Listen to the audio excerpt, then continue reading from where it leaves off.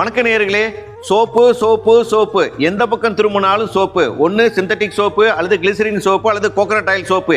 சரிங்க, இந்த சோப்பெல்லாம் வர்றதுக்கு முன்னாடி என்ன பயன்படுத்தியிருப்பார்கள் நம்மளுடைய முன்னோர்கள்? 1000 வருஷத்துக்கு முன்னாடியேங்க நம்ம பாரம்பரியத்தில் என்ன பயன்படுத்திக்கிட்டு இருந்தாங்கன்னா நலுங்கு மாவு தாங்க பயன்படுத்திக்கிட்டு இருந்தாங்க. இதே தாங்க சித்த மருத்துவத்திலையும் பயன்படுத்தி இருக்கிறாங்க. அப்ப அவங்கெல்லாம் பயன்படுத்துற காலத்துல ஆரோக்கியமா இருந்தாங்க. அப்ப என்ன பண்ணிக்கிட்டு இருந்தாங்க? கிட்டத்தட்ட ஒரு 30-32 விதமான பொருட்களை வச்சு அதை பயன்படுத்தி தான் அவங்க நலுங்கு மாவு தயார் பண்ணாங்க. சரிங்க, அவங்க மாய்ஸ்சரைசிங்க்கு என்ன பண்ணியிருப்பாங்க அப்படின்னு நினைக்கிறீங்களா? அவங்க என்ன பண்ணியிருப்பாங்க? சுத்தமான செக்குல ஆட்டின தேங்காய் எண்ணெய். அந்த காலத்தில் எந்த மாதிரியான செக்கு இருந்திருக்கும்? மரச்செக்கு இருந்திருக்கும், மாடு கட்டி ஓட்டி இருப்பாங்க. அதுல நேச்சுரல் கிளிசரின் இருந்திருக்குங்க. அந்த கிளிசரினை பயன்படுத்தி உடம்புக்கு மாய்ஸ்சரைசிங்க்கு பயன்படுத்தி இருப்பாங்க. இப்ப நம்ம என்ன பண்றோம்? அதையே வேலையை தாங்க பண்றோம். இந்த பாருங்க, 30-32 விதமான இன்கிரீடியன்ஸை வச்சு நம்ம நலுங்கு மாவு பவுடர் தயார் பண்ணியிருக்கிறோம்.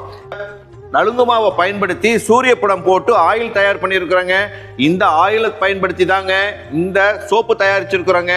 சரிங்க, எனக்கு சோப்பு வேண்டாம் அப்படி நீங்க நினைச்சீங்க அப்படின்னா நலுங்கு மாவை மட்டும் நான் பயன்படுத்திக்கிறேன், நல்லா தாராளமா பயன்படுத்தலாங்க. அதை பயன்படுத்தினீங்க அப்படின்னா செக்குல ஆட்டின தேங்காய் எண்ணெயை நீங்க பயன்படுத்தினாவே மிக ஆரோக்கியமா இருக்கணுங்க.